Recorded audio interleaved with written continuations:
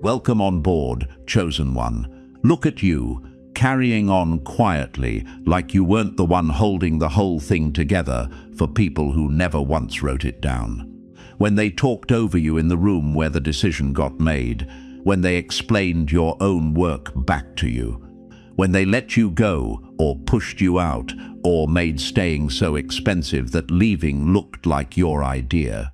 Look who's improvising now. Look who's asking the room a question nobody can answer. Look who keeps almost saying your name. You weren't replaceable. You were unpriced.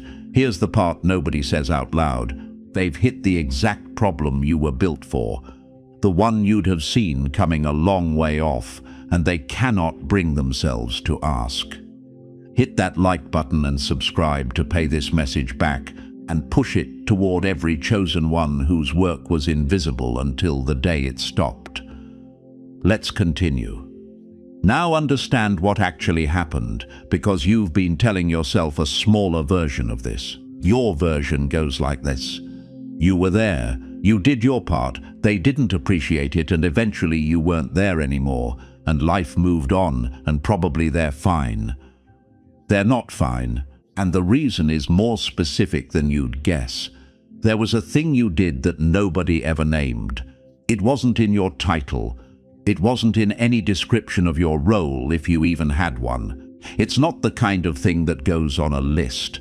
You'd see something coming about 3 weeks early, or you'd know which 2 people needed to speak before a decision got made.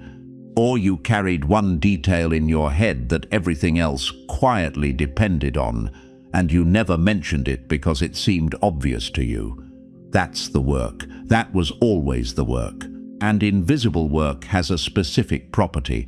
It cannot be valued while it's being done. It can only be valued afterwards by its absence, which is the worst possible time for everyone involved. While you were there, nothing went wrong, so it looked like nothing was being prevented. That's not an injustice unique to you. That's the shape of the thing itself. Prevention leaves no evidence. Nobody has ever been thanked for a disaster that didn't happen, because nobody can point at it, and there's a second cost to that, which nobody warns you about. You can't point at it either. So you end up in a strange position, quietly proud of something you can't name, in a room where everybody else has a list. You started to hedge when people asked what you did. You'd give a small answer. You'd let somebody else's version of your role stand, because arguing with it would have meant describing something you had no vocabulary for. Every time you did that, you confirmed the story. So you got treated like someone who wasn't contributing much. And you started to believe it because you couldn't point at it either. Then you were removed. However it happened, whatever it was called, the result was the same. The thing you were doing stopped being done. And nothing happened, not immediately. That's the part that hurt most, and it's the part that misled you completely. Because prevention has a delay built into it. You don't fall the moment somebody stops catching you.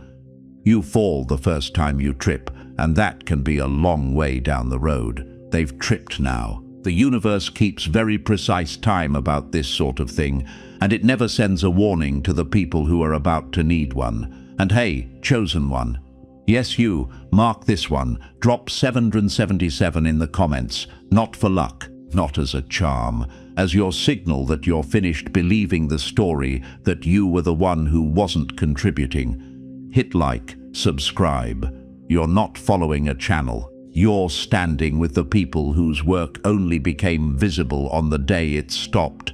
And if this is truly yours, if it's landing where it's supposed to land, you'll feel the pull to stay until the very end. Because the last part is about the call and whether it ever comes. Before we go a step further, understand how this stays standing. There's a link in the description. It's sitting in the pinned comment at the top as well, so nobody has to go hunting for it. That link is the only reason these messages keep getting made.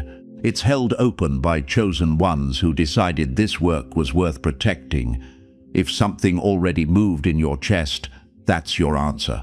Support it if you're able. Share the channel if you're not. Both carry the same weight here and nobody's keeping score. Hit like so this stops getting buried. Subscribe so you never have to find your way back. And send this channel to one person who's been told they weren't essential by people who are finding out otherwise. Now, let's go step by step. Number 1. They've hit the exact problem you were built for. Not a problem. The specific shape you spent years learning to handle without anybody noticing you were handling it. Chosen one. Let's tear the curtain open on how that actually looks from the inside of a room you're no longer in. It didn't arrive as a crisis. It arrived as a small inconsistency that somebody dismissed. Then it came back slightly larger. Then it turned up in a place nobody expected it, and by then it had a history nobody had been tracking. You'd have caught it at stage 1. Not through brilliance, through familiarity. You'd seen this shape before in a smaller form 3 years earlier, and you'd know exactly what it turns into. Imagine this. A meeting where somebody says this seems to be getting worse, and everybody nods, and nobody in the room has the reference point that would tell them how much worse. That reference point left with you. Imagine this. Somebody going back through old material trying to find how it was handled before, and finding no record of it because you handled it in a corridor, verbally, in about 4 minutes, on an ordinary afternoon, and it never occurred to anybody to record a thing that took 4 minutes. Or picture the worst one. Somebody eventually finding a note in your handwriting, 1 line, perfectly clear, written 2 years ago about exactly this and ignored at the time. And maybe you're asking, wouldn't somebody smart just figure it out? They will, eventually, at about 4 times the cost. Intelligence isn't the missing ingredient here. Memory is, and memory can't be recruited. Was I really that important? You were that specific. Those aren't the same, and specific is rarer. Why did nobody see it before? Because you were doing it. That's the entire answer, and it's the cruelest sentence in this whole story. Think about a lock that everybody used for years without thinking, because one person kept a key on them at all times. Nobody ever asked where the key lived. Nobody made a copy.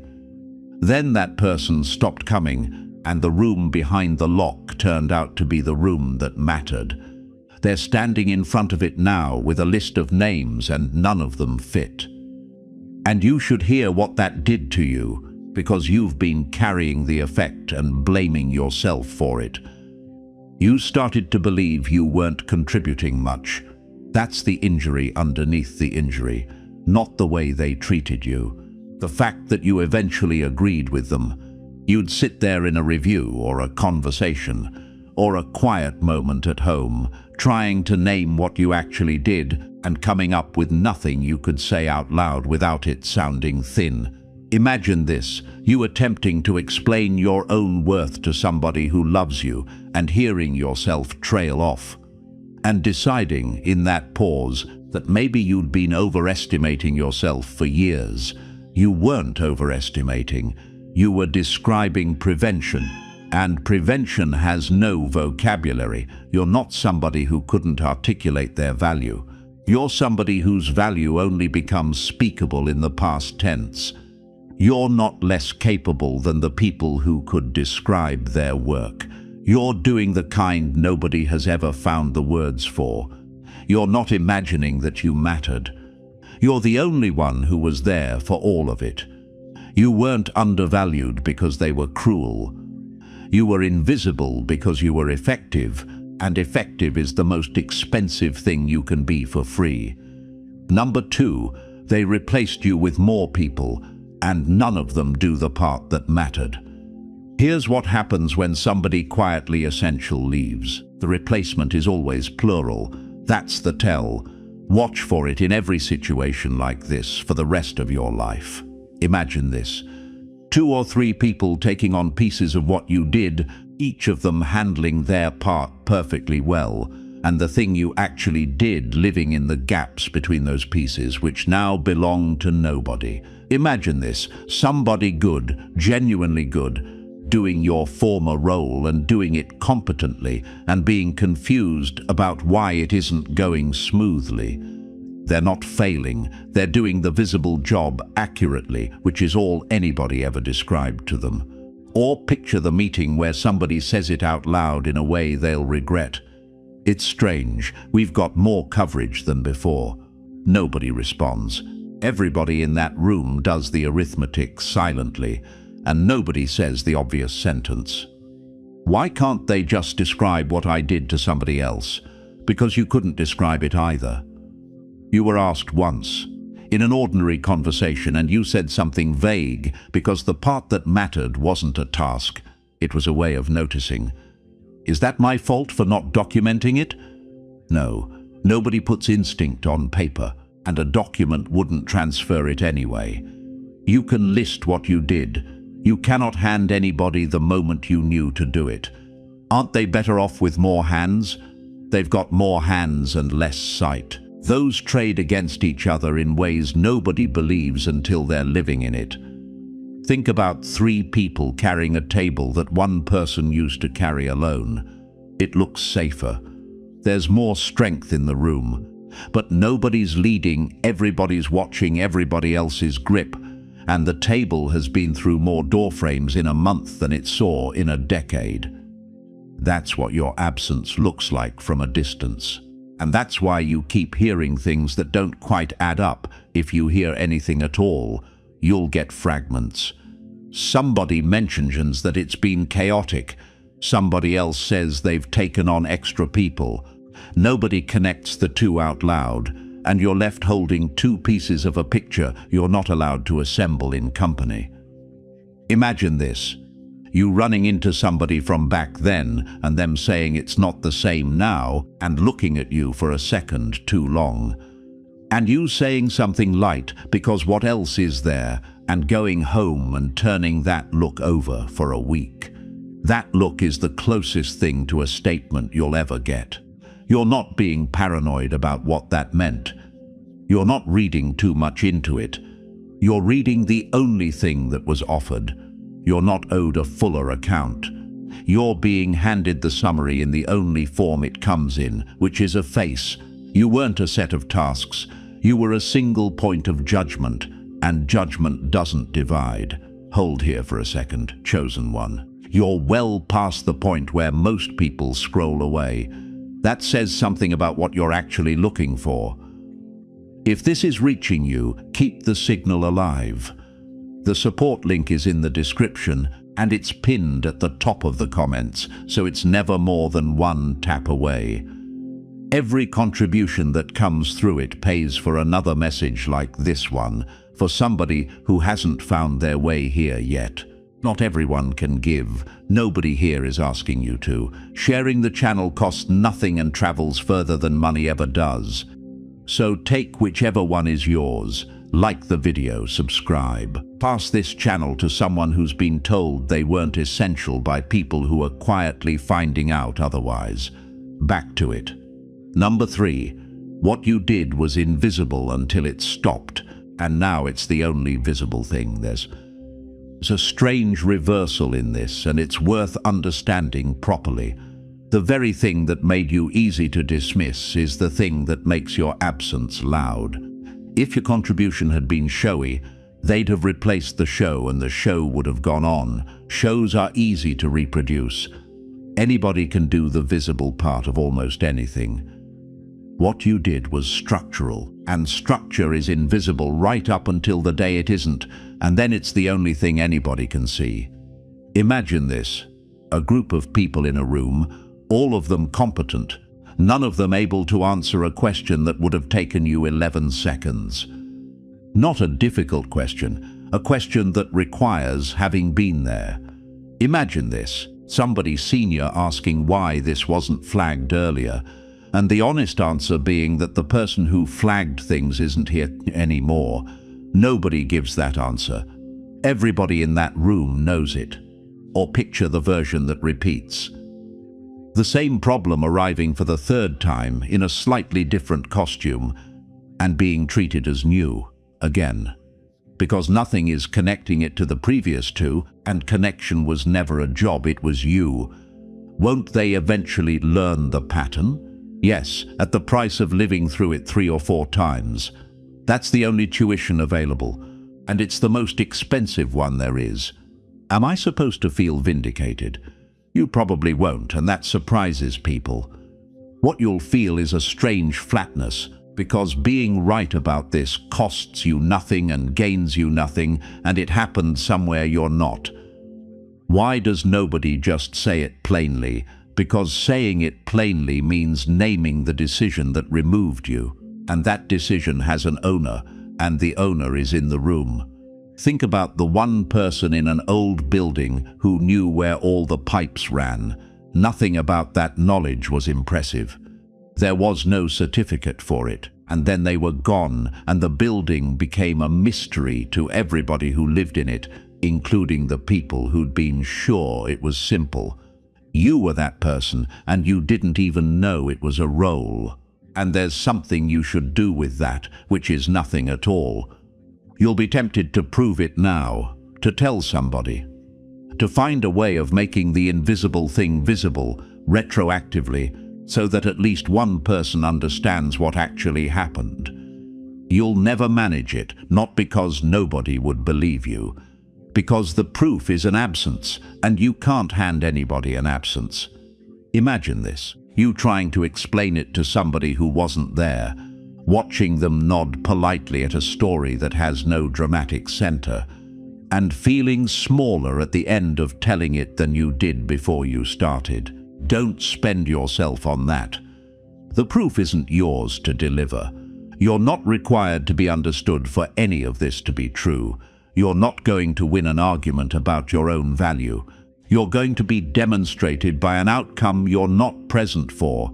You're not the one who has to make the case. The case is being made every week, in a room you left. You weren't ordinary. You were foundational, which reads as ordinary right up until the moment it doesn't. Number 4, they know your name is the answer, and they can't say it out loud.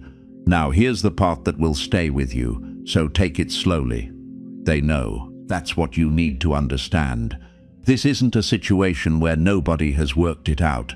Everybody has worked it out. The problem isn't ignorance. The problem is that the solution has a name attached, and the name is expensive. Imagine this, a discussion about how to handle it, and a silence in the middle of it that's about 2 seconds too long.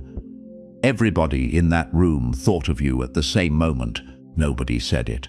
And the silence is the closest thing to an apology you'll ever be given. Imagine this, somebody starting a sentence with, "Well, when we had someone who," and stopping. Rerouting mid-sentence, finishing with something vague, because the accurate version of that sentence ends in your name. Or picture the one that cost them most. Somebody new asking innocently, "Who used to handle this?" and watching 4 experienced adults become fascinated by their own notes. Why is it so hard to say a name? Because saying it invites the follow-up question. Where are they now? And the honest answer to that involves a decision somebody at that table made and defended. Wouldn't it be easier to just admit it? Enormously easier, and that's exactly why it won't happen. The easy thing here requires somebody to be publicly wrong, and public wrongness is the one currency nobody in that room can spend. Do they regret it?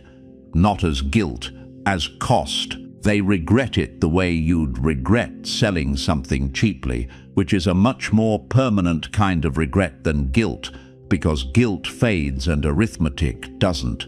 Think about a word that everybody in a room knows and nobody can pronounce. It sits in the middle of every conversation. It shapes what can and can't be said, and the longer it stays unsaid, the more power it collects, until eventually the whole discussion is being organized around avoiding it. Your name is doing that work in rooms you'll never enter. And you should understand what that does to your standing, because it's the opposite of what you assume. You think of yourself as somebody who was let go and forgotten. Filed under an old chapter, mentioned occasionally, then not at all. You're the reverse. You're the one topic that has to be steered around, and a topic that has to be steered around governs the whole conversation, permanently, without ever being raised. Imagine this, a newcomer learning within a month without anybody telling them that there's a subject you don't bring up. They couldn't tell you how they learned it. They just know. You've been made into an unwritten rule in a place you no longer work. You're not a footnote there. You're a structural silence. You're not somebody they moved on from. You're somebody they had to build around. You're not out of that story. You're the part of it nobody's allowed to narrate. You're not forgotten. You're unmentionable, and those are opposite conditions. Number 5. Somebody in that room has already suggested calling you. This has happened, probably more than once, and you'll never hear about any of it. Chosen one, let's slow walk into this because the details matter. It was never the person you'd expect. It's usually somebody with less at stake, somebody newer, or somebody who was always slightly outside the original decision and doesn't carry the same weight of it. Imagine this.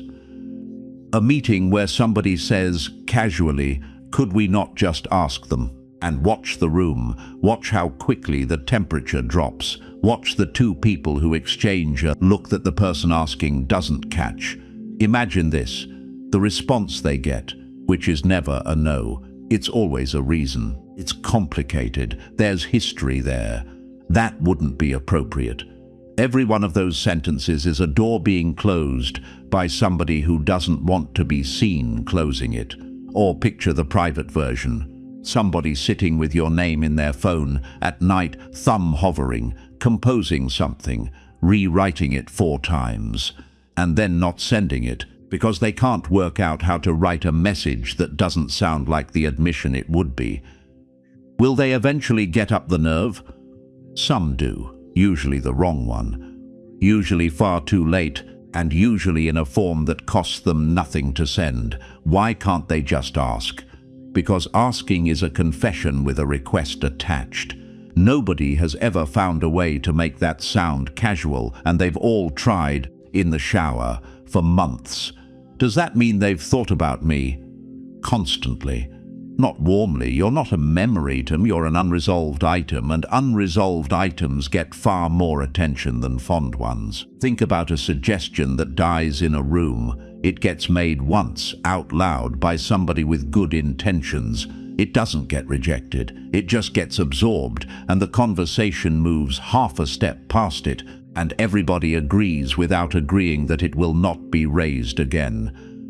That's happened about your name at least twice.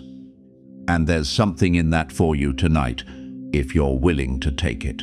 You've spent a long time wondering whether you crossed anybody's mind, whether you registered at all, whether the whole thing meant less to them than it did to you. It meant more. It just meant more in a shape you'd never have chosen and can't enjoy. Imagine this. Somebody thinking about you on the drive home. Not fondly, not with any warmth at all, thinking about you the way you'd think about a bill you can't pay, which is far more often than anybody thinks about a friend. You wanted to be remembered. You're being calculated instead. You're not somebody they got over. You're somebody they're still working around. You're not absent from their week. You're the reason parts of it go the way they go. You're not asking for anything from them anymore, and that's the exact thing that makes you unreachable. You're not out of their minds. You're in the one place they can't reach without paying. Number 6. The cost of asking you went up every month they didn't. Here's a piece of arithmetic they didn't run at the start, and it's running now whether they like it or not. At the beginning, asking you would have been mildly awkward. A slightly uncomfortable conversation. Some face lost, not much. They didn't do it then, and the price has been compounding ever since. Imagine this, the first month. A message that could have said, we've hit something, could we talk? Awkward, but survivable. Nobody sent it. Everybody assumed it'd resolve. Imagine this, 6 months on. Now the message has to explain the delay. Why didn't you reach out sooner? There's no good answer to that. So now the message needs a story, and the story needs to be true enough to survive you asking one question about it, or picture where they are now. To ask you now, they'd have to acknowledge a long stretch of visible struggling, a decision that caused it, and the fact that they've been in trouble for a while and said nothing. That's not a message anymore. That's a negotiation with their own history. Why didn't they just do it early? Because early they were still certain it would resolve itself. Certainty is what makes people wait, and waiting is the only thing that makes this expensive. Is there a point where they can't ask at all? There is, and it's already behind them. It passed quietly on an ordinary week, and nobody noticed it going. Should I make it easier for them? You could, and understand what that means. It means paying their bill for them, which is exactly the arrangement you left. Think about interest accruing on something nobody's looking at. Nothing dramatic happens. Nobody feels it in any given month. And then somebody finally opens the statement and discovers the number is no longer in the range where anything can be done about it. That's the position they're standing in with your name. And here's the part that should take some pressure off you, because you've been quietly holding a door open. You've been ready. Some part of you has been rehearsing the gracious version of that conversation for a long time. What you'd say, how you'd be about it, how you'd manage to be decent without being a doormat. You've done all that preparation for a conversation that gets more unlikely every month. Imagine this. You realizing you haven't rehearsed it in a while, that the little speech has gone stale in the back of your mind and you can't remember how it started. That's not loss. That's the first honest sign that you're actually out. You're not waiting anymore. Whatever you've been telling yourself, you're not holding a place for them. You're just slower than the rest of you at admitting the place is gone. You're not obliged to stay reachable. You never were, and nobody told you that either. You didn't become unreachable. You simply stayed where you were while the price of reaching you rose. Number 7, they're paying twice for the knowledge you had and getting less of it. Now we get to the real cost, and it isn't emotional at all. Everything you knew was paid for once over years in your ordinary presence. That was the cheapest way it will ever be bought. Now it's being bought again, badly, at full price, in cash and time and mistakes. Imagine this. Somebody being brought in from outside to advise on something you'd have handled in an afternoon, charging appropriately. Delivering something reasonable that misses the specific thing you'd have caught, because they weren't there for the years that made it obvious. Imagine this. A month of somebody's time spent reconstructing a history you carried in your head at no charge, and the reconstruction being about 70% accurate, which sounds high until you consider which 30% is missing, or picture the compounding version. A decision made on the 70%, reasonable, defensible, entirely wrong, and the consequences of that decision now needing their own solution, which will also be built on the same 70%. Doesn't somebody notice the waste? They notice the spending. They can't attribute it because the alternative was never itemized. Nobody has a line for what your presence used to save. Will anyone ever connect it back to me? Privately, 1 or 2 already have. Publicly, nobody, because the connection is an indictment with a name on it. Isn't that maddening to hear?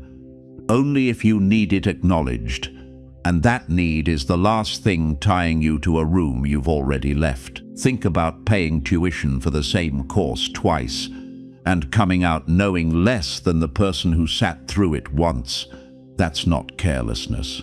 It's what happens when you throw away the notes and then have to buy them back from a stranger. They're in the second sitting now, and you should sit with what that says about the years you spent there, because it reframes all of them. You've been carrying that period as time you gave away, as a stretch where you were used, underpaid, overlooked, and eventually discarded. Reverse it.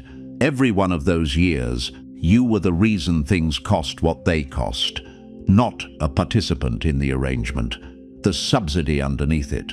Imagine this: somebody working out roughly what the last stretch has cost them and not being able to name the line item that used to absorb it, because the line item was a person and nobody bills for a person that way. You weren't carried by that place. You were carrying it quietly at a discount you set yourself. You're not somebody who got taken advantage of. You're somebody who priced themselves at nothing and was believed. You're not going to make that mistake again. That's the only thing those years actually bought, and it's worth more than the rest of it combined. You weren't an expense they cut. You were the discount, and they cancelled it themselves. Number 8. The ones who pushed you out have to be the loudest about not needing you. Watch for this, because it's the most reliable behavior in this entire story. The person who made the decision is now the person most committed to it being right. Not because they believe it, because they can't afford not to. Imagine this: somebody being unusually confident in a meeting about a situation that is visibly not improving. That confidence is not about the situation. It's structural. It's holding up a decision from a long time ago that has their name on it. Imagine this: that same person being the first to dismiss the suggestion of contacting you. Quickly, slightly too quickly, in a way that at least 2 people in that room register and file away. Or picture the version that happens at home. Them describing the whole situation to somebody who loves them and leaving out the one detail that would make it make sense. Not lying, just editing. And knowing exactly which sentence they left out. Why would they double down rather than fix it? Because the fix and the confession are the same action. There's no version of solving this that doesn't involve admitting how it started. Doesn't everyone else see it? Most of them do. That's the part they don't realize. They think they're maintaining a position. They're maintaining it in front of an audience that stopped believing it a while ago. Will anyone confront them? Almost certainly not. People rarely confront. They just stop consulting quietly and route around a person, and the person is always the last to notice they've been routed around. Think about somebody defending a purchase they regret in front of people who watched them make it. Every additional word of defense makes it worse, and they can hear it happening while they're speaking, and they can't stop, because stopping is the same as agreeing. That's the position your name put them in permanently.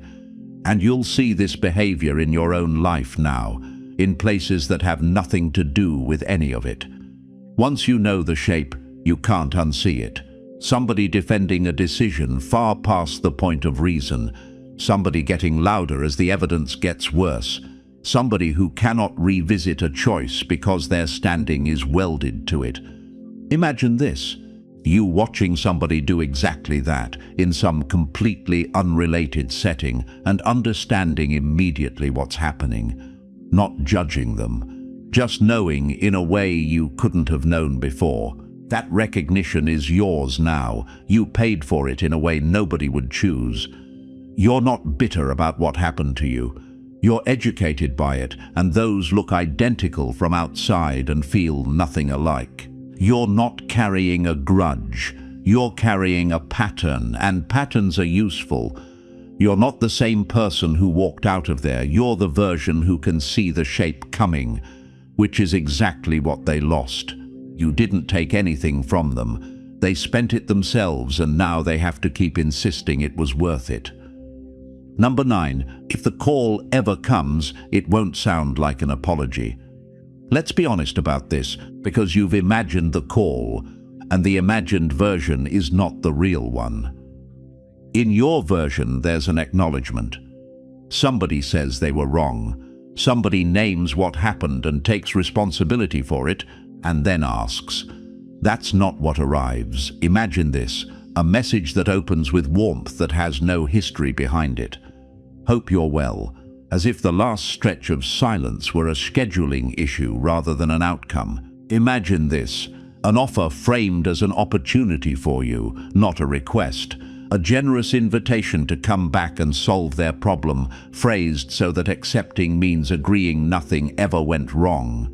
Or picture the most common version of all. Somebody reaching out through a third person, never directly, so that nobody has to send anything with their own name on it, and so it can be denied if you don't respond well, and you're going to want to know what to do about it. That's your business and nobody else's. And there's no correct answer here. Should I be gracious? You can be. Just know what you're being gracious about, and don't mistake the warmth in that message for an accounting. Will they ever say it properly? Almost nobody ever does. The apology you want requires them to have understood what they had at the time, and if they'd understood that, none of this would have happened. Doesn't that mean I never get closure? You've already got the outcome. Closure is a ceremony, and ceremonies are performed by people who benefit from performing them. Think about a letter that arrives with no return address and no signature, offering to resume a correspondence that one side ended. It reads as friendly, it commits to nothing, and it's designed so that whatever you write back, they can decide afterwards what it was. That's the shape it'll take, if it takes any shape at all. And whatever arrives, notice what it asks of you, because that tells you everything. A real apology asks nothing. It's complete on its own. It arrives, it lands, and the person who sent it doesn't need anything back from you to finish it. Everything else has a request attached, however carefully it's buried. Imagine this. You reading that message and feeling a small pull to be generous immediately. That pull is the oldest thing in you, and it's the exact quality they relied on for years. You don't have to answer anything the same day. Nothing here has ever been urgent except for them. You're not obliged to be the bigger person on demand. You're not required to make it comfortable for whoever finally writes to you. You're not the one with something to resolve. You resolved yours the day you stopped listening for that room. You're not owed the sentence. You're holding the position the sentence would have described. Number 10, you stopped waiting for the call, and that's when it became possible. Here at the end, everything narrows to a single point. There was a stretch where you were waiting. You didn't call it that. You'd have denied it if anybody asked. But a part of you was oriented toward that room, listening for a sound from it. Every time your phone lit up with an unknown number, something in you moved, and then it stopped. Not on a particular day. Somewhere in the last stretch, that orientation quietly ended. Imagine this. You hearing news about that place from somebody second-hand and noticing that you're listening the way you'd listen to news about a town you used to live in. Interested. Not involved. Nothing in your chest doing anything at all. Imagine this, an unknown number lighting up your phone, and you not looking at it with that specific hope. You just let it ring because you were doing something else. That was the day, and you didn't mark it. Imagine this, somebody asking whether you miss it and you giving an honest answer for the first time. Not a brave answer, an honest one, which is that you miss two people and none of the rest of it. Or picture the last one, the one that tells you where you actually are now. You realizing you'd have to think carefully about whether you'd even want to go back. Not out of pride. Out of genuine assessment, the way you'd assess anything else, with the person you are now doing the assessing. But why would letting go make the call more likely? Because waiting is a posture, and postures are visible even across a distance. As long as you were oriented toward them, you were still theirs in the only way that mattered. Why does it stop being about them at all? Because the whole time you were waiting, you were still working for them. Unpaid, in your own head, and the day you stopped was the first day since it ended that your attention belonged to you. Isn't there something sad in that? There is, and it sits alongside the rest of it, and neither cancels the other. You're allowed to feel the loss of something that was costing you everything. Think about a room whose entry code got changed. Not to lock anybody out. It was changed for ordinary reasons, by somebody who wasn't thinking about them at all. And now, the people who used to walk through without knocking are standing outside a room they never once considered might not be theirs. That's where they are, and you didn't do a thing to put them there. And here's the last thing, and it's the one to keep. Imagine this.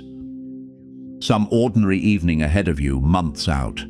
Somebody mentions that place, or a name from it, in passing, and you feel nothing, not a flare, not a flatness you're performing for yourself. Genuinely nothing, the way you'd feel about a shop that closed down. You'll notice it afterwards and be slightly surprised. That's how you'll know it's finished. Imagine this, you describing that whole period to somebody new, briefly, without heat, and moving on to something else within a minute. Because it's just a thing that happened to you now, rather than a thing you're still inside. That evening is already scheduled. You don't have to do anything to reach it. You're not recovering from that place. You've already left it in every way that counts. You're not waiting for the call. You're the only person in this story who isn't waiting for anything. You're not the one who lost something there. You're the one who found out what they'd been holding all along. You didn't close anything. You just went on with your life, which was always the only move available to you. And now, chosen one, everything comes full circle. Go back to where this started, a thing you did that nobody named, a shape you'd see coming 3 weeks out, a detail you carried in your head that everything else quietly depended on. Nobody thanked you for it because nobody could see it, and you started to believe them because you couldn't point at it either. They've tripped now. The delay ran out. The replacement was plural, and the part that mattered lived in the gaps. The knowledge is being bought again at 4 times the price by people who weren't there for the years that made it obvious. And somebody in that room has already said your name out loud and been quietly moved past. The dismissals, the meetings where you were talked over, the nights nobody saw. They weren't proof you were small. They were the exact conditions that made your work invisible while you were doing it. While they were deciding you weren't essential, the universe was arranging the only proof that would ever exist. Go back once more to that first image. A room, a question nobody can answer, and a silence about 2 seconds too long. That silence is your entire settlement. It's real, it's happening, and you'll never be invited to hear it. They'll never tell you. Nobody is going to call and lay it out plainly. You've spent a long time believing that if you'd really mattered, somebody would have said so by now. Being told and being needed are 2 different things, and only one of them has ever been offered to people like you. Every quiet month you counted as being forgotten was a month the cost of your absence was compounding somewhere you couldn't see. They can still talk about you. They will. That part doesn't stop. But talking about somebody you can't afford to call is just an expensive way of missing them. Your rise isn't coming. It started the day you stopped listening for the sound of that room. You don't have to do anything with this tonight. There's no move to make and nobody to answer. The accounting is already running, in a place you're not, on a schedule nobody consults you about. That's the whole gift of being on this side of it. The work is finished, and the result keeps arriving anyway. Walk into it knowing you were never the one who couldn't be replaced. You're the one who wasn't priced, and there's no correcting that now. If this message hit home, chosen one, like the video and subscribe. Drop 77 in the comments, and share this with someone whose work was invisible right up until the day it stopped.